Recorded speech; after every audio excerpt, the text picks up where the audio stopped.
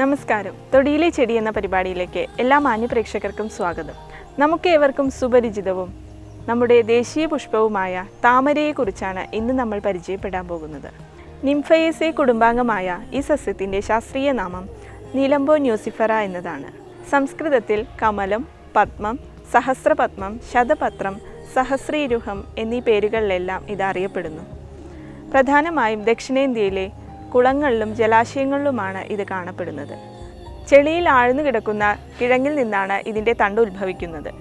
ഇലകൾ തണ്ടുകൾക്ക് താങ്ങാൻ കഴിയാത്ത വിധം വളരെ വിസ്തൃതവും അത് ജലത്തിൽ പൊങ്ങിക്കിടക്കുന്നതുമാണ്. ഇലയുടെ ഉപരിതലം മെഴുകുപോലുള്ള ആവരണമുള്ളതുകൊണ്ട് പെട്ടെന്ന് വെള്ളം വാർന്നു പോകുവാൻ അത് സഹായിക്കുന്നു. പണ്ടുകാലങ്ങളിൽ ഇവയുടെ ഇലകൾ ആഹാര സാധനങ്ങൾ പൊതിഞ്ഞു കൊടുക്കുന്നതിന് മാത്രമല്ല, ആഹാരങ്ങൾ കഴിക്കുന്നതിനുള്ള ഒരു തളികയായി ഉപയോഗിച്ചിരുന്നു. റോസ്, മഞ്ഞ, വെള്ള തുടങ്ങിയ നിറങ്ങളിൽ മനോഹരമായ പുഷ്പങ്ങൾ ജലാശയത്തിന് മുകളിൽ ഉയർന്നു നിന്നാണ് ഇത് കാണപ്പെടുന്നത്. കിഴങ്ങ്, തണ്ട്, പൂവ് തുടങ്ങിയവയാണ് ഇതിൻ്റെ പ്രധാനമായ ഔഷധയോഗ്യമായ ഭാഗങ്ങൾ. കിഴങ്ങിലും വിത്തിലും റെസിൻ, കൊഴുപ്പ്, ഗ്ലൂക്കോസ് തുടങ്ങിയ ഘടകങ്ങൾ അടങ്ങിയിട്ടുണ്ട്. ശീതവീര്യം അഥവാ ശരീരത്തിന് തണുപ്പ് പ്രദാനം ചെയ്യുന്ന ഒരു സസ്യമാണിത്.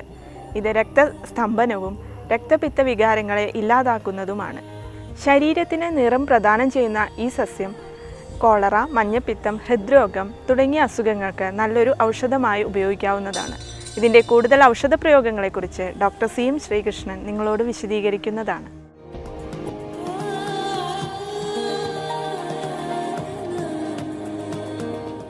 താമര അല്ലെങ്കിൽ പങ്കജം, കമലം, ഇത് കുറേ പേരുകളൊക്കെ ഉണ്ട്.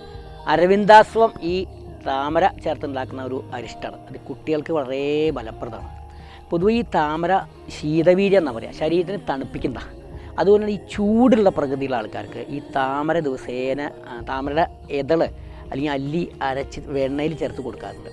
പിന്നെ ഈ രക്തപിത്തം എന്ന് പറയുന്നത് ഈ ബ്ലഡ് ഇങ്ങനെ ക്ലോട്ട് ചെയ്യാണ്ട് പോകുന്ന ആൾക്കാർക്ക് ഈ താമര എല്ലാവർക്കും താമരവളയും അടക്കം താമര തണ്ടും എല്ലാം കൂടി അരച്ച് വെണ്ണയിൽ ചേർത്ത് കൊടുത്തു കഴിഞ്ഞാൽ ഈ രക്തം പോക്കുന്ന അസുഖം കുറയും. പിന്നെ ഈ മൂത്രച്ചൂടുള്ള ആൾക്കാർക്ക് ഈ താമര സമൂലം കഷായം വെച്ചിട്ട് തേനും ചേർത്ത് കഴിഞ്ഞാൽ മൂത്രച്ചൂടും കുറയും.